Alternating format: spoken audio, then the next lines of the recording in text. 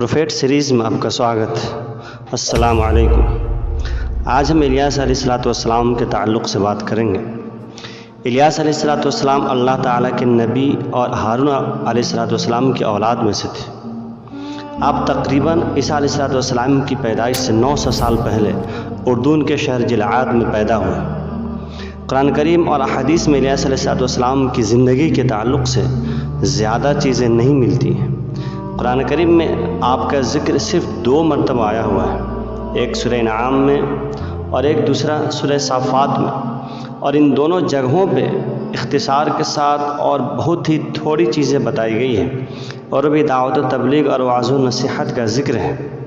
قرآن کریم میں آپ کا نام الیاس علیہ السلام، جبکہ انجیل میں یوحنا میں آپ کا نام ایلیا بتایا گیا ہے۔ قرآن و حدیث سے یہ بھی پتہ نہیں چلتا کہ الیاس علیہ السلام کب اور کہاں بھیجے گئے، لیکن تاریخی اور اسرائیلی روایت سے، جو اسرائیلی روایتوں میں بتائی گئی اور جو ہسٹورین بتاتے ہیں، وہ یہ کہتے ہیں کہ آپ علیہ السلام حزقیل علیہ السلام کے بعد اور یوسیٰ علیہ السلام سے پہلے بنی اسرائیل کی طرف بھیجے گئے۔ یہ وہ زمانہ تھا جب بنی اسرائیل کی سلطنت 2 حصوں میں بٹ چکی تھی۔ ایک حصہ یہودا یا یہودیہ کہلاتا تھا اور اس کا مرکز بیت المقدس تھا، جبکہ دوسرا حصہ اس کو اسرائیل کہا جاتا تھا، اور ان کی راجدھانی سامرا، جس کو ابھی نابلس بولا جاتا ہے۔ اس وقت اسرائیل میں جو بادشاہ حکمراں تھا، اس کا نام بائبل میں آخی اب اور عربی میں اس کا نام عجیب یا آخب بتایا گیا ہے۔ اس کی بیوی ایزبیل بعل نامی بت کی پوجا کرتی تھی۔ ایک بت ہوا کرتا تھا جس کا نام بعل تھا، اور اس کی پوجا کرتی تھی، اور اس نے اس بعل کی وجہ سے اس کے لیے قربان گاہ بھی بنا رکھا تھا، اور یہاں پہ لوگوں کو لگا رکھا تھا کہ وہ لوگ بھی اس کی عبادت کریں اور اس کی پرستش کریں۔ اس کے بارے میں آتا ہے کہ سونے کا بنا ہوا تھا، اور اس کی لمبائی 20 گز تھی، اور اس کے 4 چہرے بنے ہوئے تھے، اور اس کی خدمت کے لیے 400 لوگ لگے ہوئے تھے، جن کو پوری قوم بیٹوں کی طرح مانتی تھی۔ اور اس بت میں سے شیطان کی آواز آتی تھی جو لوگوں کو بت پرستی کرنے کے لیے کہتا تھا اور شرک کرنے کے لیے کہتا تھا۔ اللہ تبارک و تعالیٰ نے الیاس علیہ السلام کو ان کی طرف بھیجا اور حکم دیا کہ ان کو اللہ کی طرف لایا جائے، اور جو لوگ اس کی عبادت کر رہے ہیں ان کو اس چیز سے روکا جائے۔ مورخین اور مفسرین بتاتے ہیں کہ الیاس علیہ السلام کو شام کی طرف یہودیوں اور اسرائیلیوں کو دعوت کے لیے بھیجا گیا تھا، تاکہ یہ لوگ کفر و شرک اور جو بت کی پوجا کرتے تھے ان چیزوں سے روکا جا سکے۔ بال جو بت تھا یہودیوں اور اسرائیلیوں کا سب سے بڑا اور مشہور دیوتا تھا۔ کہا جاتا ہے کہ وہ بت سونے کا تھا، اور اس کی لمبائی 20 گز تھی، اور اس کے 4 منہ تھے، اور ہمیشہ اس کے لوگ خدمت کیا کرتے تھے۔ اس کی سینکڑوں سالوں سے پوجا کی جا رہی تھی۔ یہ بھی بتایا گیا ہے کہ بال کے جو پجاری تھے یوشع بن نون علیہ السلام کے زمانے میں بھی تھے، اور آپ نے شام کی فتح کے دوران ان سے جنگ بھی کی تھی، ان سے لڑائی بھی کی تھی۔ سال کے کچھ خاص مہینے ہوا کرتے تھے جس مہینے میں اس دیوتا کے آس پاس میں میلے لگتے تھے، اور لوگ منتیں مانگتے تھے کہ اگر میرا یہ کام ہو جائے گا تو میں یہ کام کروں گا۔ سونے چاندی کے نذرانے بھی چڑھائے جاتے، یہاں تک کہ الگ الگ طرح کی خوشبوئیں بھی دی جاتی تھی، اور اس کی جو قربان گاہ ہوا کرتا تھا اس میں جانوروں کو قربان کیا جاتا تھا، اور خاص جگہوں پہ انسانوں کو بھی قربان کیا جاتا تھا۔ الیاس علیہ السلام نے شام کی طرف، جو وہاں کا مشہور شہر تھا بعلبک، وہاں پہ گئے اور وہاں کے لوگوں کو اللہ کی طرف بلایا اور اس جگہ کو اپنا مرکز بنایا تھا۔ اس کی سب سے بڑی وجہ یہ تھی کہ جو بعل جو بت تھا، جو دیوتا تھا، اس کی پوجا یہیں پہ ہو رہی تھی اور اسی شہر میں تھا۔ اس شہر کا نام بعلبک بھی رکھا ہوا تھا، اور بعلبک بھی اسی بت کی وجہ سے رکھا گیا تھا۔ چنانچہ الیاس علیہ السلام نے اس جگہ پہ وعظ و نصیحت کا آغاز کیا، لوگوں کو بتانا شروع کیا۔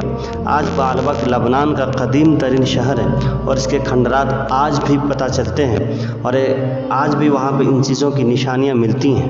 مشہور مورخ علامہ شفیع رحمۃ اللہ علیہ نے اپنی کتاب معارف القرآن میں بتایا ہے کہ الیاس علیہ السلام نے اسرائیل کے بادشاہ اخی اب اور اس کی رعایا کو بعل نامی بت کی پوجا کرنے سے روکا، اور انہیں توحید کی دعوت دی، مگر صرف چند لوگوں نے ان کی بات مانی۔ ان کے علاوہ کسی نے بھی آپ کی بات کو نہیں مانا، بلکہ آپ کو پریشان کرنے لگے، یہاں تک کہ اخی اب اور اس کی بیوی ایزبیل نے آپ کو شہید کرنے کے بھی منصوبے بنائے، جس پر آپ نے ایک الگ دور میں ایک غار میں پناہ لی اور بہت دن تک وہیں پر رہے اور وہاں پہ آپ نے دعا کی کہ اسرائیل کے لوگ قحط سالی کا شکار ہو جائیں، تاکہ اس قحط کو دور کرنے کے لیے آپ کو کچھ معجزات دکھائیں اور وہ لوگ ایمان لے آئیں۔ چنانچہ انہیں شدید قحط میں مبتلا کر دیا گیا۔ اس کے بعد الیاس علیہ السلام نے اللہ تعالیٰ کے حکم سے اخی اب سے ملا اور اس سے کہا کہ عذاب اللہ تعالیٰ کی نافرمانی کی وجہ سے ہے، اور اگر تم بھی باز آ جاؤ تو عذاب دور ہو سکتا ہے۔ میری سچائی کے امتحان کا بھی یہ بہترین موقع ہے۔ تم کہتے ہو کہ اسرائیل میں تمہارا معبود بال کے 450 نبی ہیں، تم ایک دن ان سب کو میرے سامنے جمع کرو اور بال کے نام پر قربانی پیش کرے اور میں اللہ کے نام پر قربانی پیش کروں گا، جس کی وجہ سے قربانی کو اگر آسمانی آگ آ کر بھسم کر دے تو اس کا دین سچا ہوگا۔ سب نے اس بات کو مان لی۔ چنانچہ کوہ کرمل کے جگہ پہ یہ اجتماع ہوا اور یہ سارے لوگ اکٹھا ہوئے۔ بال کے جھوٹے نبیوں نے اپنی قربانی پیش کی اور صبح سے دوپہر تک بال سے التجائیں کی اور درخواست کی، مگر کوئی جواب نہ آیا۔ اس کے بعد الیاس علیہ السلام نے اپنی قربانی پیش کی۔ اس پر آسمان سے آگ نازل ہوئی جس نے الیاس علیہ السلام کی قربانی کو جلا کر بھسم کر دیا۔ یہ دیکھ کر بہت سے لوگ سجدے میں گر گئے، کیونکہ ان کو حق بات پتہ چل چکی تھی کہ یہ دین حق ہے۔ لیکن جو لوگ جھوٹے تھے اور جو لوگ بال کے جھوٹے نبی کو ماننے والے تھے وہ لوگ اب بھی نہیں مانے۔ اسی طرح بادشاہ کی جو بیوی تھی ایزبیل، وہ بھی نہیں مانی اور الیاس علیہ السلام پہ ایمان نہیں لائے، بلکہ ان کی جان کی دشمن ہو گئے۔ الیاس علیہ السلام کو اس کے ارادے کا پتہ چل گیا تو آپ پھر واپس چھپ گئے اور کچھ عرصے بعد بنی اسرائیل کے دوسرے ملک یہودیہ میں دعوت و تبلیغ شروع کر دی، کیونکہ دھیرے دھیرے بال کی پوجا وہاں بھی پھیل چکی تھی۔ وہاں کے بادشاہ نے بھی آپ کی بات نہ سنی، یہاں تک کہ الیاس علیہ السلام کے بتانے کی وجہ سے وہ بھی فوت ہو گیا اور وہ بھی دنیا سے رخصت ہو گیا اور اس کو بھی اللہ تبارک و تعالیٰ کا عذاب نے پکڑ لیا۔ ایک مشہور مورخ کعب احبار فرماتے ہیں کہ الیاس علیہ السلام بادشاہ کے ظلم و ستم سے تنگ آ کر پریشان ہو کر ایک غار میں رہنے لگے تھے اور انہوں نے تقریباً 10 سال اس غار میں گزارا۔ پھر اللہ تعالیٰ نے اس بادشاہ کو ہلاک کر دیا، اس کو برباد کر دیا۔ اس کے بعد دوسرا جو بادشاہ بنا وہ الیاس علیہ السلام کے پاس آیا اور الیاس علیہ السلام نے اس کو چیزیں بتائی، اس کو اللہ تبارک و تعالیٰ کی طرف دعوت دی، یہاں تک کہ وہ آدمی الیاس علیہ السلام کی بات کو مانا اور اللہ کی طرف ایمان لے آیا۔ الیاس علیہ السلام کے اوپر بہت ہی کم لوگ ایمان لے آئے تھے۔ کچھ دنوں کے بعد الیاس علیہ السلام دنیا سے رخصت ہو گئے۔